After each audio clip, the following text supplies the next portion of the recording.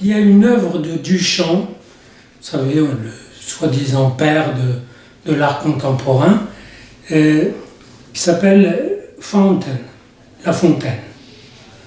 Bizarrement, on l'a traduit en français par l'urinoir. C'est vrai que c'est un urinoir qu'il a posé comme œuvre d'art. Ça a fait scandale dans les années 20, au début du XXe siècle. Et lui, il a dit, ben voilà, c'est une œuvre d'art. Et du coup, ce scandale a caché, à mon avis, la signification de l'œuvre dont je parle dans mon livre Création. Vous savez, mon livre Création sur l'art contemporain. J'analyse cette œuvre par plusieurs endroits. Ça fait déjà près de 15 ans. Et si je vous en parle, c'est que j'ai beaucoup entendu parler de cette œuvre ces jours-ci, mais pas de cet aspect que je vais vous dire. C'est que c'est pas un urinoir, c'est une fontaine qui est présentée, c'est la position de l'œuvre qui compte, qui est présentée de façon que les hommes qui passent devant puissent se soulager. De quoi? De leur pulsion, de leur pipi, de leur sperme, de leur... voilà, de quelque chose qui passe par le sexe. Donc c'est un appel à ce que le sexe de l'homme vienne s'ajuster là-dedans. C'est donc un appel au rapport sexuel. Or, l'altère, l'autre du pénis, c'est bien le vagin. Donc, c'est le trou. En tout cas, c'est quelque chose comme ça, de rond. C'est un bassin, une fontaine.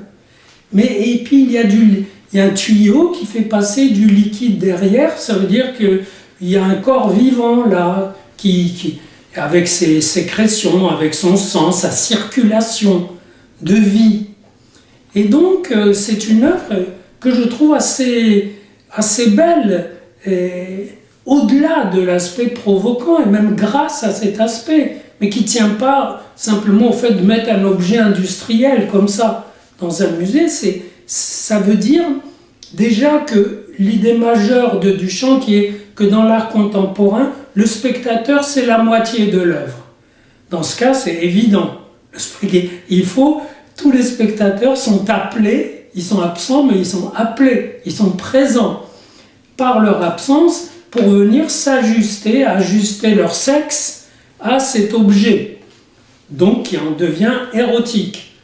Et ensuite, parce que c'est une pensée qui est cristallisée dans un objet. Ça veut dire qu'il montre que les objets, même ready-made, c'est-à-dire tout fabriqué, sont pensants, sont des agglutinements de pensée, des coagulations de pensée, et qu'on peut donc les interpréter et donc penser à nouveau à travers eux. Et donc, je trouve que finalement, c'est une position plus dynamique que l'équivalent, disons, classique de cette œuvre que serait le fameux tableau de Courbet, l'origine du monde. Vous savez, on voit un vagin, voilà l'origine du monde. Et non, l'origine du monde, elle est deux. Elle fait deux. Déjà, ce vagin tout seul, il ne produit pas de la vie. Il ne produit pas le monde. Il faut un rapport sexuel. Et c'est plus visible dans l'œuvre de Duchamp que dans l'autre. Même si dans l'autre, le sexe féminin est parfaitement représenté, légèrement humide, etc. Et donc, c'est plus branché, si je puis dire, non seulement sur le sexe des spectateurs, mais sur l'inconscient et sur une certaine vérité.